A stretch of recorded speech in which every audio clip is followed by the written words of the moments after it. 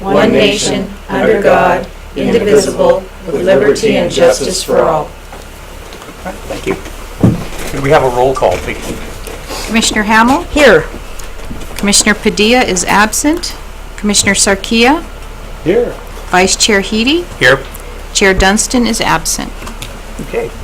Do I hear it right? There's not much on the agenda reorder, so we'll skip that part. Presentations, none.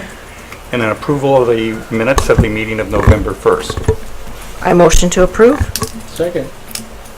All those in favor say Aye. Aye. and I have to abstain, I was not there. Okay. Public comment. Oh, I see no speaker slips for public comment. Nothing on the consent calendar. And now this is a continued public hearing, resolution number 1805. A resolution of the Planning Commission of the City of Buellton, California, recommending City Council approval of a final development plan 17 FDP-02 intended tract map TTM 31060 for the Central Homes project located on the northeast corner of 1st Street and Central Avenue. Access of parcel 099283005, 099283006, 992830007, and making findings in support of. And Vice Chair Heady, Commissioners, this is the continued public hearing for the Central Homes project. I'll just go through some of the details that, since it's been since July that we've really gone through a lot of the project details, I'll just go over them again briefly. So the applicant is James Kim with E&J Investments LLC, and the application is for a final development plan and tentative tract map for the development of 8 single-family homes, 2 stories for each home, a central common area, landscaping around the perimeter.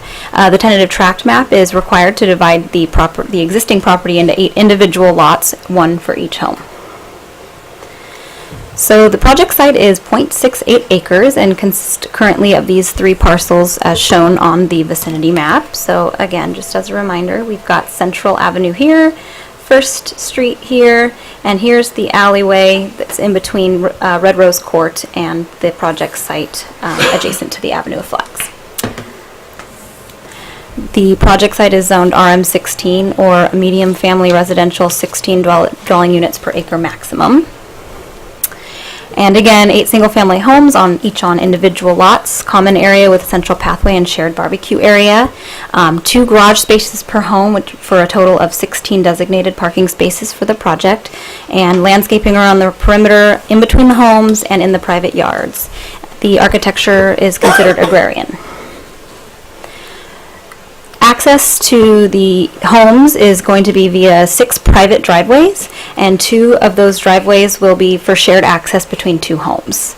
Fire department access, there's a required access easement along the existing alley in order to meet the 20-foot wide paved minimum access fire department access road, and the easement will need to be in favor of the city, and the improvements will be the responsibility of the applicant. There's also a proposed access easement for emergency response purposes, front door access, and shared use of the common area in the central courtyard in the center of the development.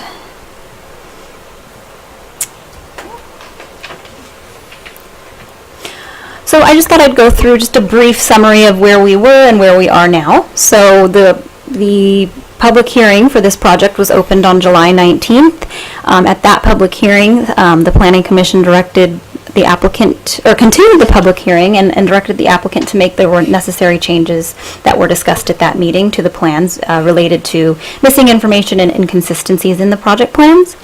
So that meeting was continued to September 6th, which was again subsequently continued. Some of the changes had been made, but not all, or not the majority of them.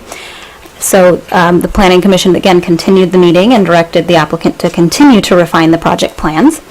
That meeting was continued to October 4th, and the same thing, more changes had been made. However, the Planning Commission had directed the applicant to further refine the project plans, which they did.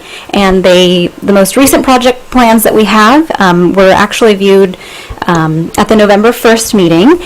And at that meeting, the Planning Commission had directed staff to prepare a resolution for recommendation of approval to the City Council with detailed conditions of approval. And that's what you have here for your consideration tonight. So I will go through just some of the project details, just some reminders from the July, when we opened the public hearing in July, and then go through some of just an overview of some of the conditions of approval or items that are still missing that staff has incorporated into the conditions of approval for the project. So just as a reminder, there is a setback modification required for this project, and we had talked about it at length when the public hearing was opened in July. But just as a reminder, there is one required for the side yard setbacks for lots 1 through 8, and also for the front yard, what we're calling the front yard setbacks for lots 1 through 4 only. The minimum lot size required is 10,000 square feet, and this project site currently is 30,000 square feet, therefore meeting the minimum lot size requirement. Density requirements requires a minimum of 2,722 square feet of gross land area per dwelling, and the minimum lot is 3,150 square feet, and maximum size would be 4,800 or thereabouts. And based on the zoning, the project site would allow for 11 units maximum, and there are 8 units proposed. Site coverage allows 30% maximum coverage, or 9,000 square feet, and in this case, 8,840 square feet for a total of 29.5% site coverage. And the maximum height, allowable height in this zone is 35 feet, and the project is 24.5 feet tall. So landscaping and open space requirements for this zone, it's 40%, and when you consider all of the different public and private landscaping and open space areas, shared common areas, the total open space and landscaping coverage is 51%. And again, parking, there's 16 spaces and 16 required. And just as a reminder, this project does require 15% of the units be affordable. Therefore, 1.2 housing units shall be affordable. However, staff supports the payment of an in lieu fee, and the details of that have been provided in the staff report as well as the conditions of approval.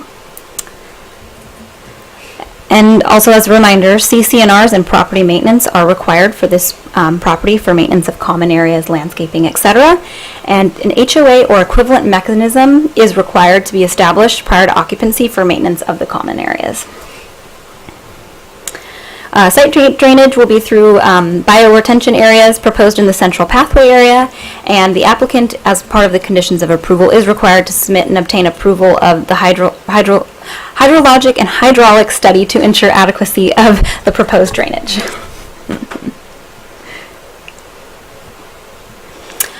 So I thought I would just go through just some of the different sheets in the plans, and we can discuss some of the pieces that are still missing, and later on in the presentation I'll go through all of the Planning Commission comments actually, and how those comments have either been addressed or will be addressed through the conditions of approval for the project. So just to point out here, so the landscape plans have been changed to now accurately show the proposed area of edge of pavement without landscaping showing in there. So consistent there.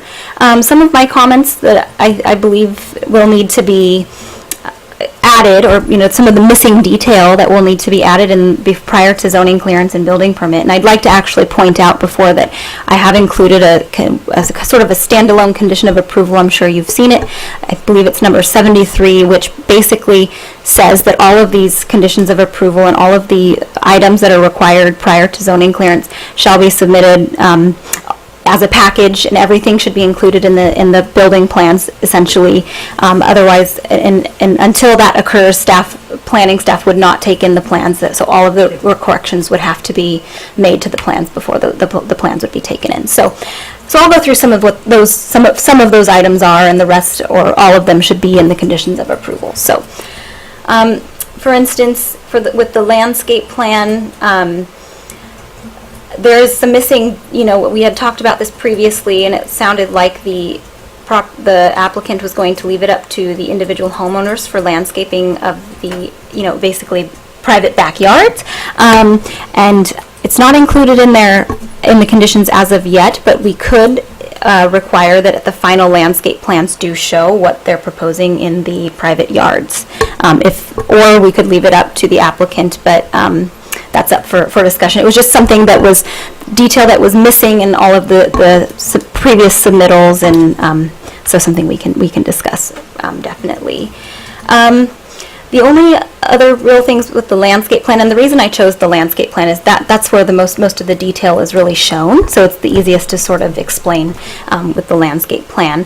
However, basically the Planning Commission had requested that some sort of screening be provided in between these units here, and that's not shown on the site plan and or the landscape plan, and so that kind of detail has been included as a condition of approval to show some sort of screening between those two units.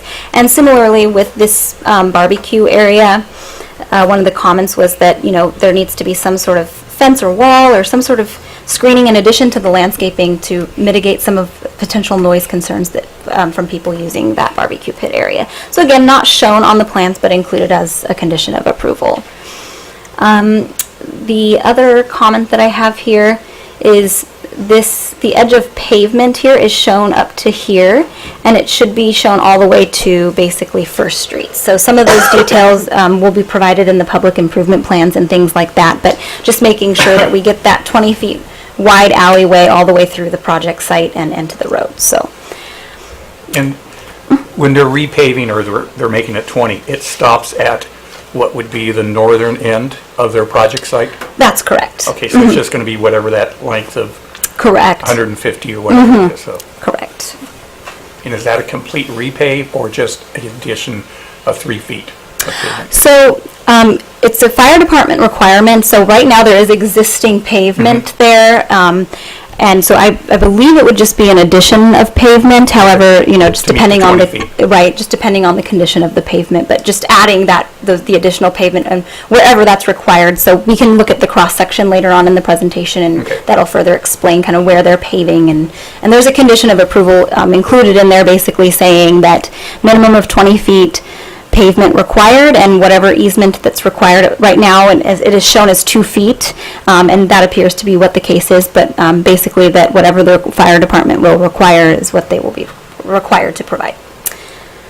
So I'll just move on to the next slide here and go through some of the site plan details, and these are all listed in the conditions of approval in detail, but there's just not a whole lot of detail provided still on the site plan. There's a lot that's been added, but details like they're not consistently showing landscaping. So these areas are proposed as landscaping, and there's landscaping in between here, in between the homes, along the central pathway area, and just other details like showing the public utility easement.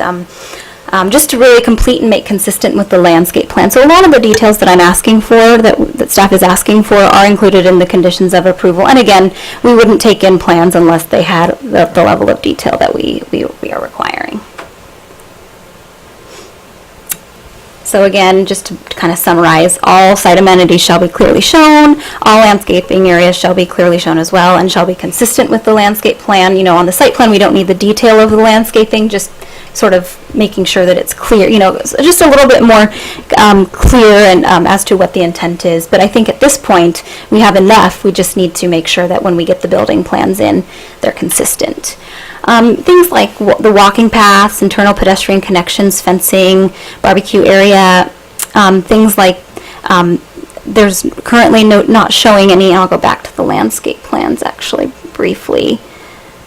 They're not showing any, gates or anything separating, for privacy purposes, and that's fine if they wanted to provide those, but those kinds of details would just need to be shown on the building plans. And again, the edge of the new AC pavement in the alley shall extend from the north property line to First Street to the south. And again, all easements and detailed descriptions and showing it clearly where the AC pavement will be added, where existing pavement is, things like that. And here's the cross-section that they provided at the last meeting, and so you can see, over here is Red Rose Court, and here's the property line. and they're showing that power pole that's there.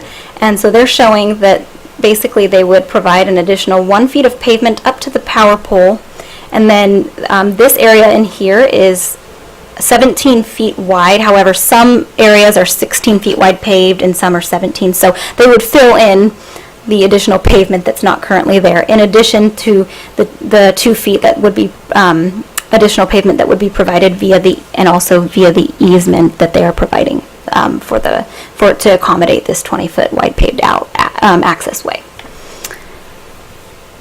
So between the light pole and the back of the Red Rose Court buildings, is that just dirt? Yeah, it's pretty Okay. much dirt, and then there's like crawl space and just different Oh, things like okay. utilities and things like that Okay. for Red Rose Court, and then also I think another light pole, electric Okay. pole or something like that. And this is the tentative tract map, and this just shows that there's, proposing 8 individual lots, and it shows all of the different proposed easements, such as the 10-foot wide public utility easement around the perimeter of the property, the easement area for the access and common space area in the central courtyard area. Again, they're now showing consistently a 2-foot easement for roadway purposes along the alleyway here, and as well as the driveway access easements for the 4 houses that require shared driveways. And the tentative tract map it's included as a condition of approval that all of the supporting documentation in the final map, all the conditions that are associated with that and what's required for that need to be provided prior to occupancy. So I just thought I would go through the color elevations as well as the non-colored architectural elevations. We did receive comments. I sent the most recent plans to the contract architect to get their final comments and included their comment letter in the staff report as one of the attachments. However, I just thought I'd briefly go over what some of the comments the architect had. Generally, the architect thought that the applicant incorporated a lot of their suggestions, or most of their suggestions that they had provided a few months back, and a lot of it was their comments just related to some of the details and really refining some of the consistencies between the colored elevations, the architectural elevations, and just making sure that the drafting and the different components are consistent when we receive the building plans. So I'll just point out a couple of the items that the contract architect found. So, they had asked that this, I'm calling it a line for the lack of a better term, but basically this line here that separates the first and second story, they had asked that that be removed. It really just helps break up some of the materials a little bit more uniformly. And so they're still showing the line on the color elevations. However, on most of the non-colored, as you'll see in the next slide, they're not showing the line, which is the correct approach. So the comment here is really just that, and you probably saw it in the conditions of approval, is really just that the colors and the color swatches listed on the color elevations appear to be correct. However, some of the details are not correct, and so basically the understanding is that the colors shown here are the colors that we will go by in terms of the approval, and these colors generally match or are consistent with the colors suggested by the contract architect. However, the suggestion is that yes, to this color elevation is to make it consistent at the building permit phase with the non-colored elevations by removing these lines here, and then also you'll see at the next slide, so some of the window detailing is not the same in the non-colored elevations, and so it's really just providing consistency and just so that staff and the commission and the council understand what's the intent and what we're actually going to be looking for at the building permit phase. And so as part of the conditions of approval, we've required that they basically make the color elevations consistent with the non-colored elevations, removing the lines, also providing colors that are actually more accurately depict some of these colors to just get a clearer idea and to get the understanding of what the actual colors would be for the elevations. One thing I'll point out before I go to the next slide, which is the non-colored elevations, is you'll see here as an example, Humble Gold is proposed as the color for the wood siding, or the siding, but and you'll see that Bungle House Gray is shown for the stucco. However, and I'll just flip to the next slide, and you can't see it on here, but for Plan 1, so that was for Plan 1, and on the non-colored elevations, they're actually showing it as the humble gold for both. So those are just some of those inconsistencies that I tried to address in the conditions of approval, that the colors as shown here are the colors that we are approving, and any colors that are listed inaccurately in the non-colored elevations, those are not the correct colors, and just at the building permit phase they need to make them consistent. But alternatively, what we're understanding is that the details, the elevations and the window details, etc., and the non-colored elevations are actually the accurate elevations, with the exception of Plan 1, which shows the lines still, in the elevation. So basically that needs to change at the building permit phase, and then any of the mislabelings of the colors need to change in the non-colored elevations. But they have removed the lines and the line between story 1 and story 2 in the other elevations, and they appear to address most of the contract architect's comments. So that's really just, and I tried to address that in the conditions of approval, that we're going with the colors listed in the color elevations. However, the architectural details as shown in the non-colored, and that they would just need to make those consistent. And I just thought I'd show this because the site lighting in previous plans had been shown, and then it was removed for I'm not sure what reason, but I had asked the applicant to please provide the lighting detail in this round here.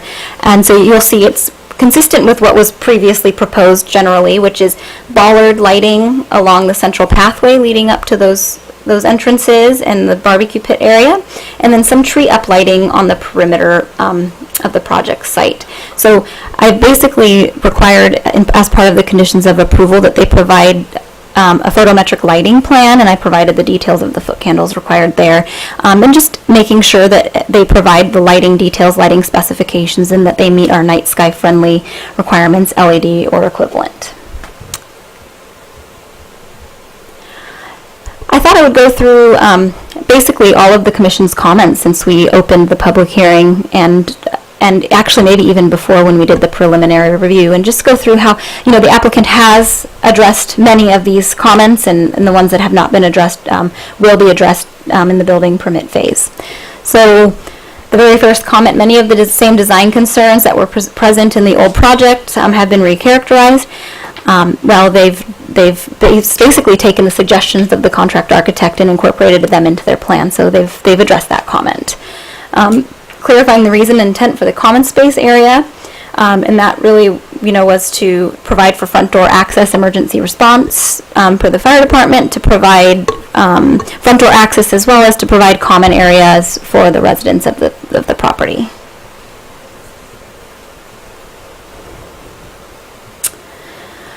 The next comment was to provide details on the proposed north property line perimeter fence. They have, so they've shown, I believe, 3 feet of split face block and 3 feet of wrought iron for that north perimeter fence.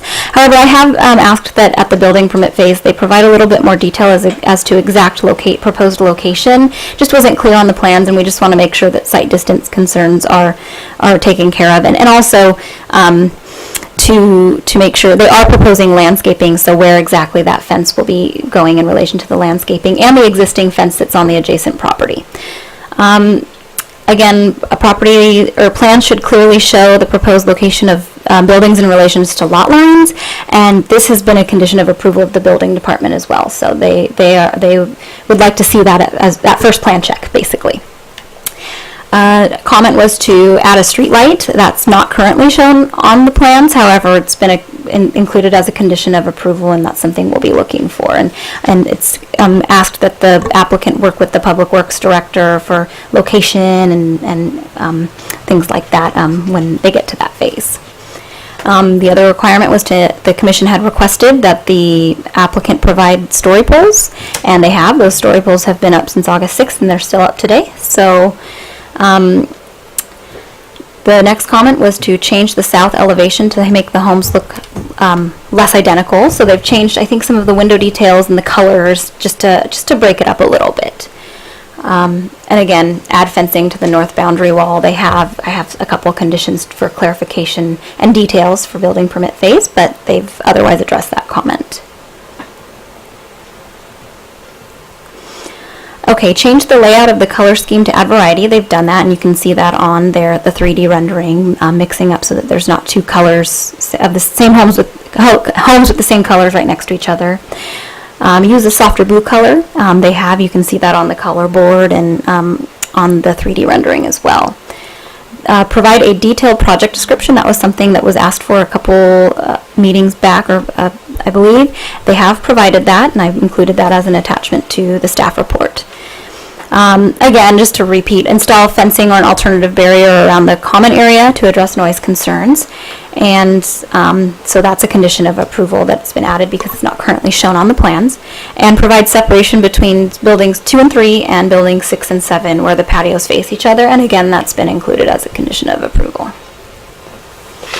So this project is considered a Class 32 categorical exemption under CEQA as an infill project, and I've just included the findings that have been made and that are included in the resolution here. So the recommendation is that Planning Commission consider the adoption of Resolution 1805 as worded in the staff report, and just making it clear that this is a recommendation for approval to the City Council. So the project will ultimately be approved by the City Council, but at this time, staff's asking for the Planning Commission's recommendation to the City Council on the project. I'm available for any questions. Good. Good. I've got a couple here. Okay. So is a building permit the same thing as a construction permit? Yes. And where is that in the, and I ask this because on 1/1/2020, they're going to have to put solar on. So if their construction permit is not ready by then, we're back here because they're going to have to add solar. So, Okay. I mean, I was looking it up, they first came to us almost a year and a half ago, I think it was June 6th or June 15th or something. So it's been a long while, and I'd hate to see, so this building permit, where do you see that? I mean, it still has to go before the City Council. It still has to, they have to come back with hopefully a bundle, but it doesn't seem like the history favors them getting it right the first time. So to answer your question about where the building permit phase fits into this, so yes, you're correct. So we would take this project to the City Council for ultimate approval of the project, and then once, if the council approves the project, then the next phase would be for the applicant to prepare building plans, which would include all of these conditions and making plans consistent, etc. And they would prepare the building package, submit it to the planning department, public works, and the building department, and we would all basically take a look at all of, basically through planning, I issue what's called a zoning clearance. Basically says that they've addressed all the conditions of approval from the planning department's perspective, and then it would be in the building department's court with their conditions and what they look at. So, depending on what building codes are in effect at the time that they submit the building plans, that could, like you had mentioned, could affect, the plans. But I mean, in terms of solar, I'm not sure. So you're saying in January 2020? As I read on the internet, so many things. As of January 1st, 2020, any new homes 3 stories and below have to include solar. Okay, so just like roof-mounted solar panels or more? I'm not sure. I didn't read that far down, Well, but at some point. I think it's a state law. Yeah, it's a state law. Well, basically, at the time that they submit the building plans, whatever building code requirements are in effect at that time would apply. Well, they say it starts with the issuance of the construction permit. So if the construction permit issuance is of the issued building after- permit. Yeah, so if that one's a year down the road, they're going to be back here adding solar. So I just want to make sure that maybe the applicant understands that the quicker he gets things in, or else you're going to be back here with things on the south-facing walls on there. So Well, so, and actually, so through solar panel, like roof-mounted solar panels, Yeah. et cetera, we can process that through land use exemption process. So it wouldn't necessarily for solar panels. Now, I don't know the details of the solar requirements, but like solar panels and stuff like that on roofs, we can actually process that ministerially through the land use Okay. exemption process. So at least that component of it would not necessarily require any kind of a modification from the planning commission or planning department's perspective. But yes, they would have to comply with whatever building codes were in place at the Okay, time. and then, last thing was, I think when we first looked at it, a year and a half ago, I think I remember one of my comments was, I'd rather have an affordable unit rather than the in lieu fee. Now, what does that look like? I mean, you have these percentages. If we said, okay, no, we want that one unit to be affordable, where do they go? Do they go to the mid-range? Well, Or so how do they I figure think we would probably have it be a very low unit, so you'd probably start at, we'd have to take a look at that, at what we would require for that. Okay. However, basically the reason that we are recommending the in lieu fee as opposed to providing one affordable unit is because it would be in city staff's court to monitor and manage the unit, and so with just one unit as part of the project, it would just make more sense to put the in lieu fee funds into a pot, and then for a larger project be able to apply that to, with more affordable units. And who oversees the affordable housing on 246, the ones that were built 15 years ago? The Juliet Walk, the ones right on, so I believe that's it's not the city, so Okay. the housing authority, yes, thank you. And That's the how come housing they authority. wouldn't take this over as something? The Juliet Walk project has, I'm not exactly sure of the number, but we've asked them on other more recent projects, and they just have too much of a workload to be able So to it would take fall over. back on the city too? Correct, Okay. yeah. Okay, that's my questions. And so this is a continued public hearing, Yes, it is. Mhm. okay? So do we hear from the applicant before I reopen it, or? If you guys needed any additional information from the applicant, or if you'd like them to come up and speak, I can ask have them no to. questions. I don't either. Okay. And I'm good. I'll reopen the public hearing. I have one from Peggy.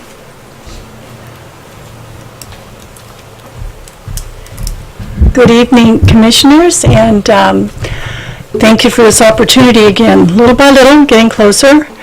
Peggy Brierton, Buellton. That was one of my questions as well, is why not take the one low-income housing unit? I mean, I think personally, I understand that there's a limited staff at the city. However, I think they need to get into the program of creating a program to take care of these things. I think that that's the handwriting on the wall. So I would like to know what kind of detail would that actually require of staff? How much? Would it require another employee, part-time, or what? I don't know. But I would like to have that looked at. And then the 0.2% that's left over, would that then go into the fee, the in lieu of fee cost? The other thing is Building 1 and 5, and you touched on that. They're doing paint color changes. These are the two that are alike that are facing First Street. They are changing the color and some window treatment. I really think they can do better. I think if they can rethink the awning or some approach or something, that they're so uniformly done. And this project is looking really nice. I think they can do better on that. Just to clarify, you're talking about buildings 4 and 8 on the front. The ones that are facing, First Street, the two identical units. Now, the other thing is there's trees being removed. Is that going to be some money put towards the tree replacement project plan that we've got? So there are trees that are proposed to be removed. However, it appears that none of them are part of the native tree protection ordinance, and the applicant is proposing to provide additional trees to replace those that they're removing as, part of the landscape plan for the project. Okay. So that was not mentioned. I think that's about it. That's all I had my comments on. Thank you so much. Thank you, Peggy. Any other comments? Huge audience out here. Any planning commission comments? Okay. I'm sorry, Peggy, you said it should have more detail or more decoration? On buildings 4 and 8? Yes, the ones that are facing First Street that are identical, they're changing the color of the two, and as far as I understand, Andrea was saying they're changing some window decoration Oh, just area the or window something. treatment. And I don't see any of that, but I think just some more thought, that's all. I think Yeah. you are correct. It's primarily the color that's, Yeah, that's I mean, changed. I think they could do more, that's all. So, yeah, just those two. Thank you. I've asked my questions on there, so, yeah, well, I guess I just have one other question, staff. This is going to make I mean, you're talking about a workload here, so, I mean, you've done a lot of their work already. And they're going to ask you again to do some more work. So hopefully, you have the staff and you have the time to do this. It's a lot of work. Well, yes, and that's why I've included that condition of I approval think in the that's a very project. smart one. That basically, obviously I have to look at them to see if they've provided, what I'm asking of them, but basically I won't stamp the plans in and I won't begin. You'll just stop reviewing. Right, if I find something that's missing, I just we'll send it back, just to make sure that we get a complete and consistent set of plans at the building permit phase. Yeah. And then the yard landscaping, I mean, that's just going to be left up in the air? Yeah, I mean, the applicant had previously said that they were going to leave it up to the individual homeowners to landscape, and it was just a comment that it was just, with all of the missing detail in previous iterations of the plan, it was just another one of the items that was not clear, and, kind of particularly relating to how the private yards relate to that central pathway area. So just some more detail on that I thought would be helpful, whether, landscaping included also, because the front door access for some of these for emergency response and addressing purposes will be, for some of these units will be along that central pathway. So, just details typically that are provided that show sort of how those private spaces relate to the common space. Okay. Yeah. Okay. Well, I guess we're at that time. Do I hear a resolution? We need to close the Oh, public hearing. I'll close the public hearing. And then do I hear a resolution? I would make a motion to approve, and do I read the whole thing? Yes. I'm glad you're doing it. I did it Or once. motion to, do I approve it or move it to, recommend it to City Council? A resolution of the Planning Commission of the City of Buellton, California, recommending City Council approval of a final development plan 17 FDP 02 and tentative track map TTM 31060 for the Central Homes project located on the northeast corner of First Street and Central Avenue. Assessors parcel numbers 099283005 007, oh, is that a typo? Yes, it is. 006 and, what is it? It's yours, yeah. Okay, Yeah, sorry, so 099, or 099283005 006 and 007, and making findings in support thereof, and this would include all of the conditions of approval attached. And just one clarification, is the commission in support of recommending the in lieu fee as opposed to providing the affordable unit, or are they? I would make the motion to do the in lieu fee Okay, because of the size of the project. okay. Yeah, I'd like to see some built, but again, if it's going to make more time for staff and city to do it just for one unit. But I agree with Peggy, if the more we build, we're going to have to figure that in, because if outside agencies can't, if they're going to be can't be bothered or don't have the time, then it's going to be the city, and we need to build affordable housing on there. So, but I agree with Peggy that on there. So, do I hear a second for that one? I'll second. Okay, and it's a roll call. Yes. Commissioner Hamel? Aye. Commissioner Sarkia? Aye. Vice Chair Heady? Aye. Okay.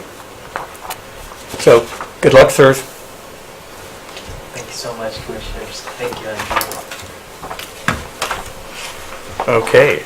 Looking forward to it. Yeah. Okay, that's that one. I don't think there's anything else, and there's no new public hearings, other business, written communication, planning commissioner comments, No here, not here. planning director comments. So just a couple things. So just as a reminder, I mentioned this at the last meeting. Brian, Joe, and Marcelo's terms are up. So those interested in applying, reapplying, are encouraged to do so by November 30th. So that's the deadline, and details and information on how to apply are on the city's website for that. And just one last thing. It's anticipated that on the December 20th meeting, we'll have the hotel project in the village-specific plan coming for public hearing, as well as the time extension application for the Meritage Senior Living Community Project, which is sort of at the north end of town on Otter Park Road. So just to anticipate more than likely those two projects on that meeting date. So other than that, that's all I have. All right. After we submit our applications, we appear, I guess, before the council. That's correct. I believe it's at the December 13th meeting. So there's more information on the website, but I believe Linda should let you know. Yeah. Yeah. Okay. Anything else? With that, I'll close the meeting at 6:42. Thank you. Look at it, son. Good job, Dan.